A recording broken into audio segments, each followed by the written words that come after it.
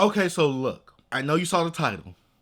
Hear me out. I think the Majin Buu arc is the worst arc in all of Dragon Ball / Dragon Ball Z. And I have a reason for this. Well, I have multiple reasons for this. After actually rereading the whole saga, to me, it just really serves no purpose in the narrative of Dragon Ball / Dragon Ball Z at all. What's up, you guys? Chase the Dark Sage here, and today we are back with another video. And in today's video, this is going to probably be the last Dragon Ball Z saga review, and oh my gosh, we made it. The ride is over. The journey is over. I've read all of Dragon Ball Z, and it was a very quick read. It was a very fun read, and I feel like I had to pay homage, you get what I'm saying, to Toriyama for the goated work that he has created with this series and has inspired from this series, you get what I'm saying? So, needless to say, I really don't like this arc. This arc to me serves no purpose within forwarding the narrative of some of these characters or progressing some of these characters. I feel like a lot of the characters' arcs were kind of done in the Cell Saga. A lot of things actually kind of finalized to me in the Cell Saga. This saga right here, it just feels very extra, very unneeded, or as I like to say, DLC. And if you don't know what DLC is, it's like added content to a game after the game is released, but it's not really necessary to actually enjoy the full game experience. To me, the base game of Dragon Ball Z is all of Dragon Ball, obviously, up to the Cell Saga. The Majin Buu arc, I just feel like it's a tacked on DLC mission, and it has some cool moments here and there, obviously, but overall, I don't really like it. But before we actually get into the saga review, and before I tell you my thoughts, go ahead, hit that subscribe button if you haven't already, and hit the post notification bell, like the video, and go ahead, follow me on all my other social media platforms. All my links will be in the description down below. So,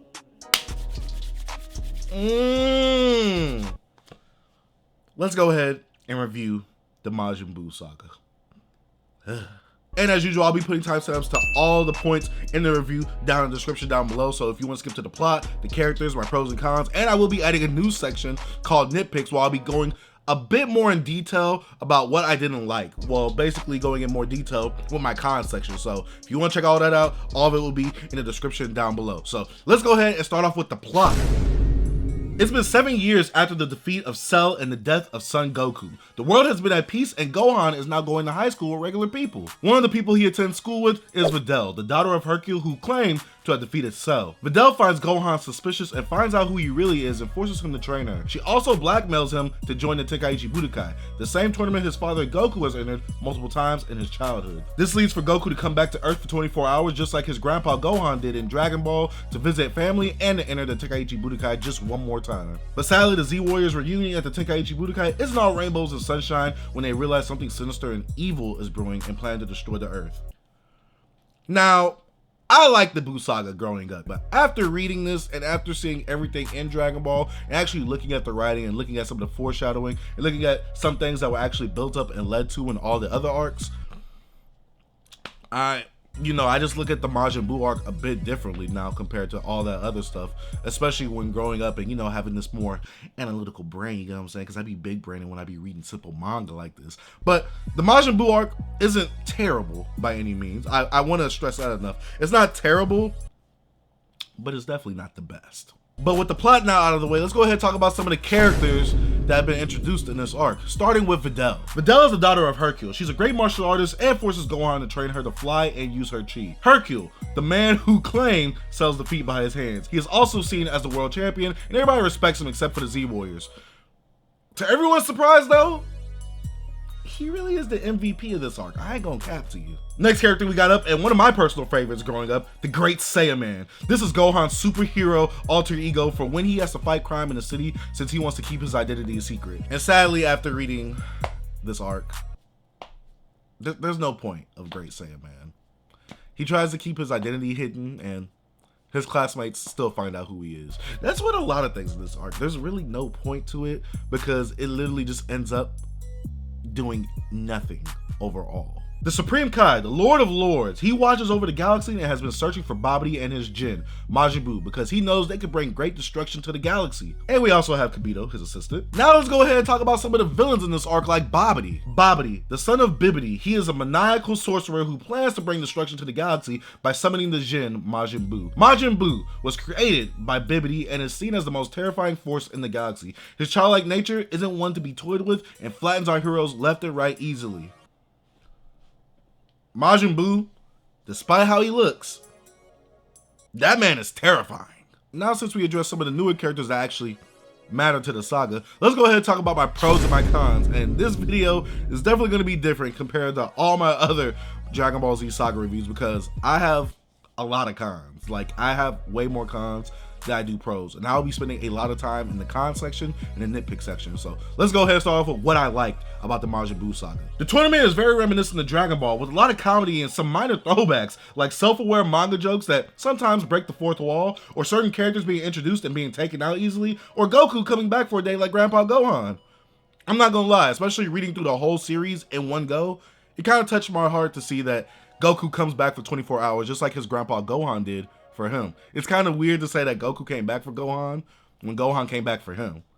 I don't know, I just really like that. It kind of touched my heart. And I feel like a lot of the beginning of the saga is a lot of throwbacks to Dragon Ball itself. Like, there was one panel when Great Saiyaman is first introduced, but his name isn't said. And one of the bad guys is asking him like, oh my gosh, what is your name? And then the Great Saiyaman, or Gohan, is like, I'll tell you in the next chapter. And then the next chapter says, now I will tell you my name. And I'm like, I like that type of stuff, especially starting off as a gag manga, and to see it kind of be thrown back into that realm a bit in this tournament, since the Tenkaichi Budokai is obviously reminiscent to all of Dragon Ball, since we really haven't had a Tenkaichi Budokai post time skip. So I don't know, I really like that. We also have the fight between Goku and Vegeta, which it's awesome. Like, the fight itself is awesome. The paneling, the choreography, it's dope. But then again, what action in Dragon Ball Z really isn't. Another pro that I have is narratively, this arc starts off different in the second half, with the main villain being introduced and thwarting all the good guys at the beginning. With the past two arcs, we weren't shown how strong the bad guy was until the third act, but in this saga, it happens towards the first and second act until he's defeated in the third. And I did like that change of pace, basically, when it came to this arc, because I wouldn't say that Dragon Ball Z is really formulaic, because it really isn't. I don't get why people think that, but this arc kind of makes it seem like that because it adds to that narrative that people try to push. But I did like the way that they kind of changed the way the story is generally told in this arc. Fourth pro I have is Majin Buu. Personality-wise, is different from all the other previous villains, with him having multiple personalities, different sides, and him being ruled by someone at first. We haven't seen no villain in Dragon Ball Z that really took orders from anyone but Majin Buu. And Majin Buu is the one person to really defy, you know, his leader or his person that kind of created him. Like, he didn't really create him, it was his father that created him. But he basically takes over the reins of him having complete autonomy over all the actions that he does. So I do like that. Majin Buu actually has a character arc in this saga, from him being a bad guy to a good guy. People be sleeping on that. People really be sleeping that Majin Buu kind of had a character arc in this, and it is thanks to one character, which is Hercule, the GOAT. It's true, it's true. It's funny to say, but it's true. Which leads to my next pro. Hercule is a great character in this arc, because without him in two pivotal moments, we wouldn't have been able to defeat Buu. I don't know why that just feels weird coming out my mouth. Pause. But it's true. Hercule started off as a gag character that literally was just a gag, and I enjoyed the gag in the Cell Saga, but to see him being a prominent character in the arc is very funny, especially when it comes to Majin Buu being the most powerful thing in the universe at this time, and Hercule being the weakest thing compared to him. So to see him, someone that's powerless, change Majin Buu, I really like that, Toriyama. Good job. And my last pro that I actually have to talk to you guys about is that I like a lot of things in this arc, and I think that they are very cool in concept. And I will explain that a bit more in my cons section, which means now it's time to actually go into the cons and the things that I did not like. Majin Buu Saga, you about to get it. My first con is that many concepts are style over substance, meaning they look cool, but they don't really accomplish or do anything of significance. Now hear me out. I know y'all are gonna argue me down, but I'll explain them all a bit more in the nitpicks. But let me give you some examples like Majin Vegeta. I know y'all are gonna argue me on this one, but hear me out in the nitpick section like I said earlier. We also have Super Saiyan 3. It accomplishes nothing but stalling. Fusion, which is also used to stall. Ultimate Gohan, which he is used to just power up Majin Buu. And the Z-Sword. Yeah. A lot of these things are built up throughout the arc to really not accomplish or be used to defeat Buu, but we invest so much of our time with these concepts, betting on at least one of them to defeat him. And to me, a lot of these concepts are disappointing. Yeah, it's cool things for like toys and video games, but overall, in terms of usefulness in the arc, didn't really do anything. My next con is that the build-up for Gotenks and Gohan have no real satisfying reward, seeing as how they don't accomplish anything but fighting Buu and dying afterwards. Literally everybody on Earth dies at one point, and it's sad to see these characters built up and us betting on them all, and they're not even in the last battle of the arc. Another con that I have is that each villain in each arc had the same powers plus more from the villain of the previous arc. Like Cell having Frieza and the Saiyan cells to be able to replicate their moves, and Majin Buu is able to do the Kamehameha, regenerate like Cell, and has multiple transformations just like the previous two villains. I get it, the transformations and all that was probably a hit back then. We gotta remember this stuff came out in the 80s/90s, but the villains, especially after Frieza, they kind of start going downhill. I do like the dynamic between Cell, someone who loves to fight, and Gohan, someone who doesn't like to fight, but Majin Buu doesn't really have that antithesis, unless you want to count Hercule, I guess, but I just didn't really like it, especially since a lot of these characters are just like, oh, I'm the same villain as this villain, power-wise, I just have a different look, and I just have different personality. I don't know, I really didn't jive with that, especially with Majin Buu. Now, 2 times being done, okay, I can let it slide. But 3 times? All right, Toriyama, you getting a little too far into that little repetitive bag. You kind of dipping your toe in the water, but you're not dipping your toe in the water. You putting your whole foot in there. And my last con is that Goku in this arc serves as someone who's supposed to be spectating with the expectation of staying dead and having already passed the torch. But sadly, Toriyama brings him back to life, making Goku the hero of this arc instead of going through with the characters that he previously built up. Now, I will say this, Goku is only the hero of one arc, which is the Frieza arc. After that, Gohan is our next hero. But sadly, Goku becomes the next hero after that, after he was supposed to be passing the torch to Gohan. He was building up Gohan, training Gohan to be the protector of the universe. And Gohan is literally the strongest character without fusion in Dragon Ball Z, but they still make Goku somewhat the hero. I get it, like it was Goku and Hercule and Vegeta, they all had a point in this actual fight, but Goku was the one that fired off the Genki Dama, aka the Spirit Bomb.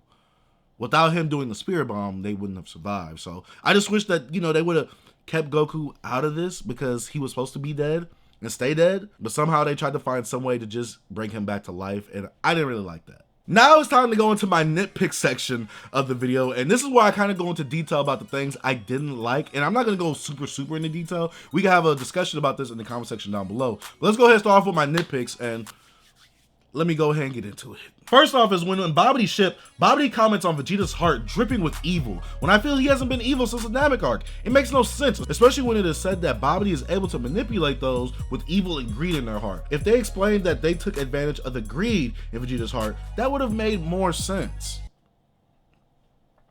What? Second nitpick. Now, let's talk about Majin Vegeta. While I like the concept of it, there's no real build-up for this to actually happen. Vegeta isn't a bad guy anymore. He hasn't been since the Namek Saga, which is when he became an anti-hero. If Vegeta was a bad guy, he could have easily destroyed Earth while Goku was away for a year between the Frieza fight and Goku coming back from Yardrat. The emotional payoff just also wasn't enough when people think Vegeta was being selfless, but Vegeta has already fought for people in the Cell Saga when he saw Trunks get killed and lashed out in a blind rage to attack Cell, even though he knew he couldn't beat him. Also, Vegeta isn't supposed to fight anymore because he saw when Goku died, he didn't have a point to fight anymore. So why is he still training before this arc even started? What?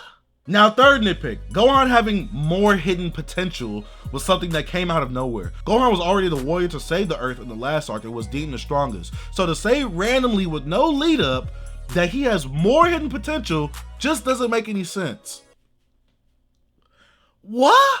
Next con, and I know a lot of you guys are gonna hate me for this. Super Saiyan 3, as a transformation, is a waste since it doesn't really accomplish anything but stalling Majin Buu overall, whether that be with Goku or Gotenks, and it honestly has no emotional payoff compared to Super Saiyan 1 or Super Saiyan 2.